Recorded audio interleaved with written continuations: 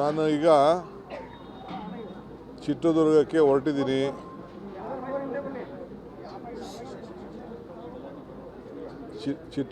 ಹೊರಟಿದ್ದೀನಿ.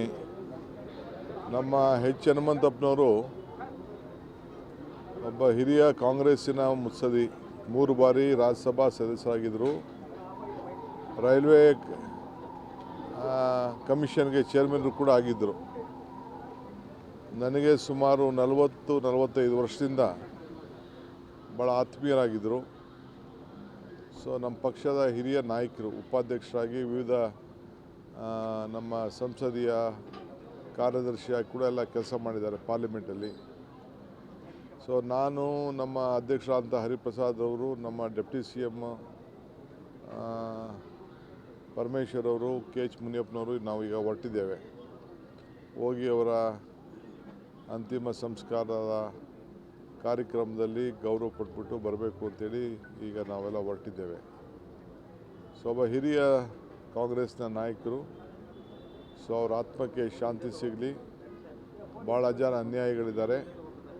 ಇವತ್ತು ರಾಜ್ಯಕ್ಕೆ, ರಾಷ್ಟ್ರಕ್ಕೆ ಅನೇಕ ಸಮಸ್ಯೆಗಳು ಬಂದಾಗ ಬೇಕಾದಷ್ಟು ಮಾರ್ಗದರ್ಶನವನ್ನು ಕೊಟ್ಟಂಥ ಒಬ್ಬ ಹಿರಿಯ ನಾಯಕರು. ಅವರಿಗೆ ಗೌರವ ಸಲ್ಲಿಸಬೇಕಾದ್ದು ನಮ್ಮೆಲ್ಲರ ಕರ್ತವ್ಯ. ನೋಡಿಯಪ್ಪ, ನನಗೆ ಮಂಡ್ಯ MLA ಅವರು ಬಂದಿದ್ದರು, ಶ್ರೀರಂಗಪಟ್ಟಣ MLA ಬಂದಿದ್ದರು, ಡಿಸ್ಟ್ರಿಕ್ಟ್ ಮಿನಿಸ್ಟ್ರು ಬಂದಿದ್ದರು. 15ನೇ ತಾರೀಕು ಮೀಟಿಂಗ್ ಇದೆ. ಇಲ್ಲಿ ನಾವು ಕೋರ್ಟ್ದು ಒಂದು, ಸುಪ್ರೀಂ ಕೋರ್ಟ್ದು ಒಂದು ರೀಸೆಂಟಾಗಿ ಒಂದು ಆದೇಶ ಇದೆ. ಮಂಡ್ಯ ಜಿಲ್ಲೆ ರೈತರನ್ನು ಬದುಕಿಸಬೇಕು, ಕುಡಿಯೋ ನೀರು ಬೇಕು, ತಮಿಳುನಾಡಿನ ಆದೇಶನೂ ಪಾಲನೆ ಮಾಡಬೇಕು. ಅದರ ಹಿನ್ನೆಲೆಯಲ್ಲಿ ನಾನು 15ನೇ ತಾರೀಕು ಮೀಟಿಂಗಲ್ಲಿ ನಮ್ಮ ವಾದ ಏನಿದೆ ಅದನ್ನು ನಮ್ಮ ರಾಜ್ಯದ ಪರವಾಗಿ ಮಂಡಿಸಿ 15ನೇ ತಾರೀಕು ಸಾಯಂಕಾಲ ತೀರ್ಮಾನ ಮಾಡ್ತೇವೆ. ಏನಿಲ್ಲ, KPSC ಗವರ್ನರ್ಗೆ ಬಿಟ್ಟಂಥ ಆದೇಶ. ಗವರ್ನರ್ ಅವರು ಅನಾಮತ್ ಮಾಡಿ ಆದೇಶ ಮಾಡಿದ್ದಾರೆ. ಯಾರು ಹಿರಿಯರು ಇರ್ತಾರೆ ಅವ್ರಿಗೆ ಇಮಿಡಿಯೇಟಾಗಿ ಚಾರ್ಜ್ ಕೊಡೋಕ್ಕೆ ಈಗಾಗಲೇ ನಾನು ನಿರ್ದೇಶನವನ್ನು ಕೊಟ್ಟಿದ್ದೇನೆ.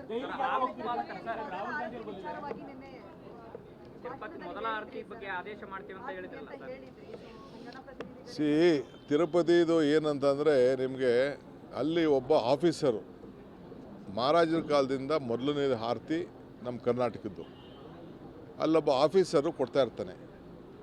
ಆಫೀಸರ್ ಬದಲು ಯಾರು ಅಲ್ಲಿ ಜನಪ್ರತಿನಿಧಿಗಳು ಹೋಗಿರ್ತಾರೆ ಅಂಥವ್ರಿಗೆ ಒಂದು ಅವಕಾಶ ಮಾಡಿಕೊಡೋಣ ಅಂಥೇಳಿ. ಇಲ್ಲ MLA, ಈಗ ಮಂತ್ರಿಗಳಿಗೇನೋ ಸ್ವಲ್ಪ ಅವಕಾಶಗಳಿರ್ತದೆ, ಜಡ್ಜ್ಗಳಿಗೂ ಅವಕಾಶ ಇರ್ತದೆ.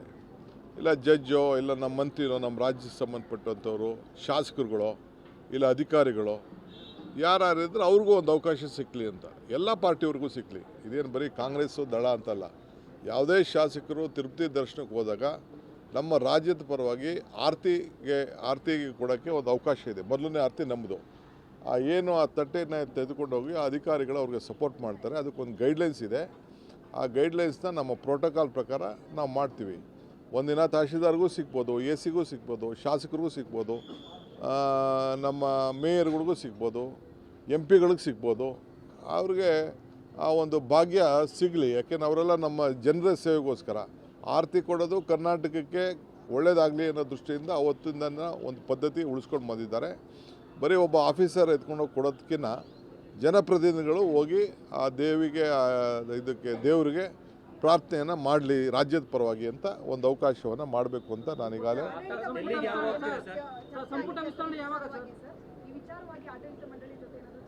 ಇಲ್ಲ, ನಾನು ಚರ್ಚೆ ಮಾಡಿದ್ದೀನಿ. ನಾನು ಅವ್ರ ಗೈಡ್ಲೈನ್ಸು ನಾವು ಸ್ಟ್ರೈಟ್ ಹೋಗೋಕ್ಕೆ ಬರೀ ಚೀಫ್ ಮಿನಿಸ್ಟರ್ಗೆ, ಮಠಸ್ವಾಮಿಗಳಿಗೆ ಅವಕಾಶ ಇದೆ. ಅದನ್ನೆಲ್ಲ ಡಿಮ್ಯಾಂಡ್ ಮಾಡೋಕ್ಕೆ ಹೋಗಲ್ಲ. ರೆಗ್ಯುಲರಾಗಿ ಏನು ಹೋಗ್ತಾರೆ ಅದೇ ಪ್ರಕಾರ ಹೋಗಲಿ, ಕಾನೂನು ಪ್ರಕಾರ. ಐ ಡೋಂಟ್ ವಾಂಟ್ ಟು ನಮ್ಮ ತಿರುಪತಿ ಗೈಡ್ಲೈನ್ಸ್ನ ವಿರುದ್ಧವಾಗೇ ನಾವು ಇಂಟರ್ಫಿಯರ್ ಆಗಕ್ಕೆ ಇಷ್ಟ ಇಲ್ಲ ನನಗೆ. ತಿರುಪತಿದು ಏನು ಗೈಡ್ಲೈನ್ಸ್ ಇದೆ, ಅವ್ರದ್ದೇನು ಪದ್ಧತಿ ಇದೆ ಅದನ್ನೇ ಫಾಲೋ ಮಾಡಲಿ.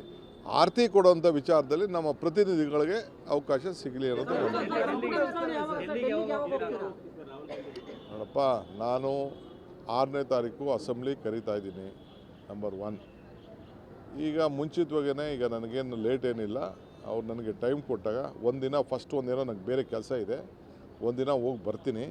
ಅದಾದಮೇಲೆ ಅವರು ಡೇಟ್ ಕೊಡ್ತಾರೆ ನನಗೆ. ಇನ್ನೊಂದು 3-4 ದಿನದಲ್ಲೇ ಡೇಟ್ ಕೊಡ್ತಾರೆ. 3-4 ದಿನದಲ್ಲಿ ಡೇಟ್ ಕೊಟ್ಟಾಗ ನಾನು ಹೋಗಿ ಬರ್ತೀನಿ.